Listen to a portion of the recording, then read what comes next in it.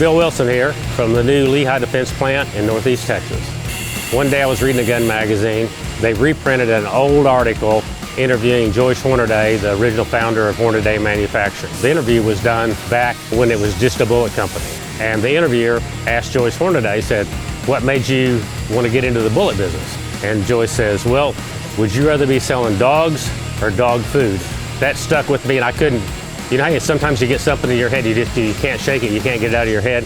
I mean, for the next weeks and months, it's like, why not be in a business where after they use the product once, they have to buy another one? I said, well, I'm going to get into the bullet business. An opportunity come up to buy Lehigh Defense, and so here we are today. What we have here now is a brand new plant, Northeast Texas. All of our assets have moved into this one plant, and so it's all consolidated as a brand new Lehigh Defense. Building is 210 long by 80 wide, which I think that's 16,800 square feet, I believe. And machine-wise, I think right now we got 20 machines in the building, and we got one more coming down from Arkansas here in the next week or so.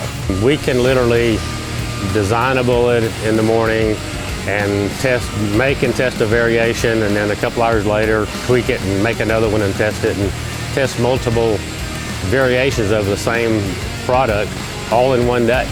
You know, for example, if a customer just said, okay, I need 20,000 of this bullet, you know, we can design something like that and make that pretty easily. You know, we're a big company that's doing cup and core bullets. They'll go through 20,000 bullets, maybe just getting the tooling all set up and everything, getting ready to make bullets.